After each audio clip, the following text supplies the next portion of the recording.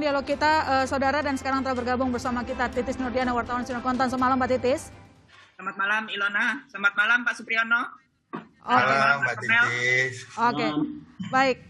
Saya ke OJK dulu, Pak Supri. Tadi kalau kita dengar apa yang disampaikan oleh Bu Maria, di sana dia juga sangat concern soal agen. Apa nanti tindakan dari OJK untuk mengarahkan lebih tepatnya para pelaku industri asuransi agar sangat hati-hati memilih agen memasarkan produk? Ya, terima kasih Mbak Magister. Memang salah satu tadi ya yang mengemuka adalah permasalahan agen gitu ya.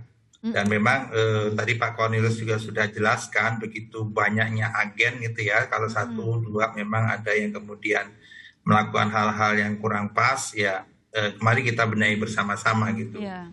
Dan memang perekrutan agen ini selama ini diakui memang juga ada kemudahan-kemudahan lah ya.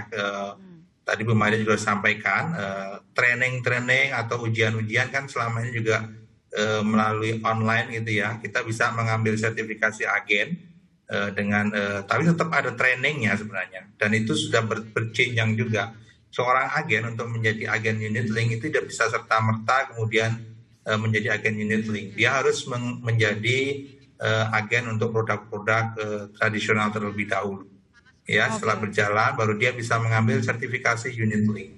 Jadi memang ada jenjangnya seperti itu. Nah, barangkali ke depan memang rekrutmen agen ini perlu kita perbaiki, khususnya di trainingnya yang barangkali yang lebih intensif gitu ya, agar kemudian agen-agen itu benar-benar memahami produk dan tanggung jawabnya sebagai agen untuk menjelaskan kepada nasabah secara gamblang gitu ya produk-produk unit link. Dan selain sertifikasi juga untuk setiap penjualan produk tertentu si agen juga harus menerima training yang mencukupi untuk produk-produk tersebut. Karena memang setiap produk tentu ada variasinya gitu ya. Ada tambah kurangnya dari produk-produk yang lain gitu. Itu kita harus pastikan bahwa agen yang menjual produk A itu memang harus sudah mendapat training yang cukup atas produk A gitu. Jadi sertifikasi ini satu hal, kemudian product knowledge juga hal lain. Ini kita akan sampaikan ke rekan-rekan pelaku gitu ya, agar kemudian bisa di follow up. Oke, itu untuk ke pelakunya. Tapi kalau untuk edukasi masyarakatnya apa saja yang sudah dilakukan oleh OJK, Pak? Nah, kalau edukasi ke masyarakat tentu tanggung jawab OJK dan juga pelaku. Ini kita juga harus lakukan ya. Kebetulan bulan ini kan juga bulan inklusi keuangan ya, bulan inklusi keuangan. Kita punya program dan Oktober ini juga bulannya asuransi Pak Cornelius ya. Tanggal 18 Oktober itu hari asuransi internasional gitu. Tapi memang ini dalam kondisi pandemi seperti ini, event-event yang masif gitu ya, yang melibatkan banyak orang memang sangat berkurang. Tapi kita terus melakukan edukasi melalui sarana-sarana seperti ini. Sarana-sarana digital gitu ya, kita melakukan webinar, kemudian nah hari ini juga saya rasa juga ini terima kasih kepada Kompas TV gitu ya, saya rasa ini satu bagian dari edukasi yang baik buat pemirsa gitu, yang bahwa memang produk asuransi itu penting tapi disalahpahami seperti saya bilang tadi. Kesempatan buat pemirsa untuk setelah ini kembali lebih mempelajari lah tentang asuransi gitu ya. Karena memang ini satu kebutuhan fundamental buat masyarakat modern. Masyarakat modern tidak bisa hidup tanpa proteksi asuransi, saya bilang seperti itu. Iya benar. Saya follow up ke pelaku industrinya kalau begitu. Pak Cornelius, kalau dari OJK mengatakan bahwa memang sudah seharusnya yang namanya agen itu soal sertifikatnya juga harus benar-benar ya Pak. Maksudnya SDM yang terlibat di situ bisa mengedukasi masyarakatnya gitu. Jadi masyarakat juga dapat memahami produknya. Nah, di sini untuk industri sendiri bagaimana langkah ke depan, langkah nyata untuk saling berkoordinasi soal menggunakan SDM yang berkualitas sebagai agen. Lalu kemudian yang kedua, membantu otoritas juga melakukan edukasi ke masyarakat soal produk syariah. Asuransi, sorry. Baik, terima kasih. Kolaborasi kerjasama antara OJK dengan industri itu sesungguhnya sudah semakin kuat ya. Asosiasi sudah dipandang oleh OJK sebagai mitra ya. Mitra yang akan menjurus sebagai SRO, Self Regulatory Organization sebenarnya. Itu persiapannya ke masa depan gitu.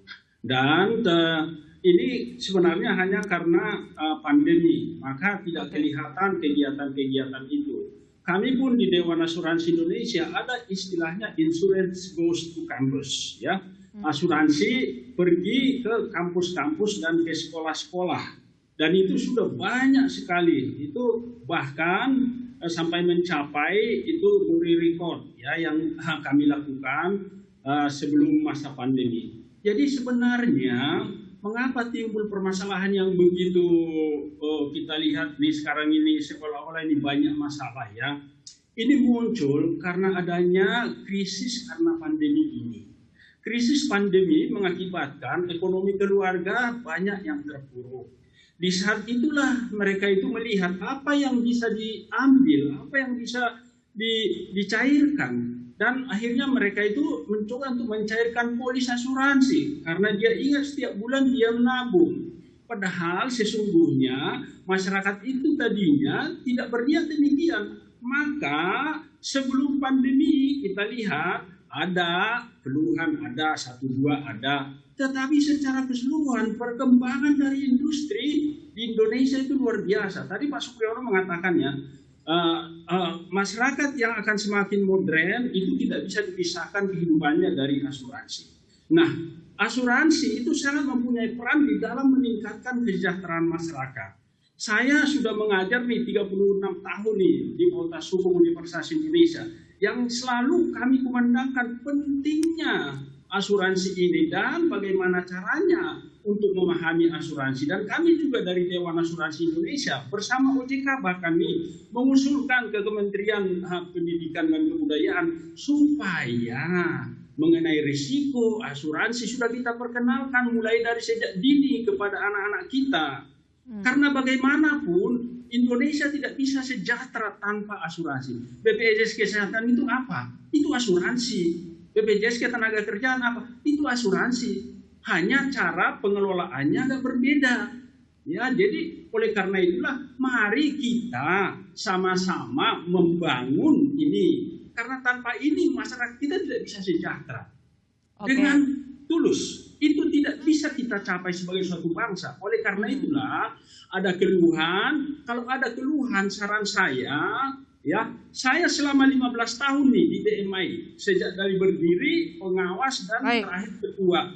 Ya, boleh nggak sebentar? Oh boleh, boleh. Lanjut Pak, tik lagi. Begitu banyak ya masyarakat kecil itu datang ke kami dan kami adakan sosialisasi. Kalau masyarakat nih seperti Ibu Maria nih, kalau ada keluhan ke perusahaan asuransi, kadang-kadang nasabah itu merasa sudah sakit gitu, artinya sakit.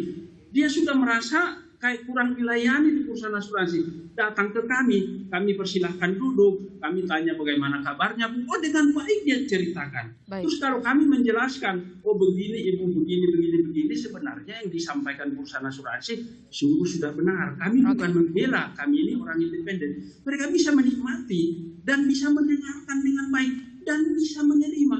Oleh karena itu saya rasa aspek psikologis ya di dalam menangani keluhan-keluhan ini haruslah kita juga edukasikan dan kepada masyarakat tertanggung juga kalau ada keluhan ya yang terbaik adalah terbuka dan sekarang itu ada PPS OJK pengganti yang didirikan OJK bersama industri pengganti BMI. Oleh karena itu bawakan ke sana. Kalau di sana kecewa kembalikan ke perusahaan asuransi bagaimana? Baik Pak Cornelius, kita sudah tangkap maksudnya. Yang jelas di sini kalau industri asuransi pasti akan menerima segala keluhan, disampaikan baik-baik, kita komunikasi sama-sama gitu ya. Keterbatasan durasi nanti saya follow up lagi pandangan redaksional, jangan kemana-mana saudara, kami masih akan segera kembali.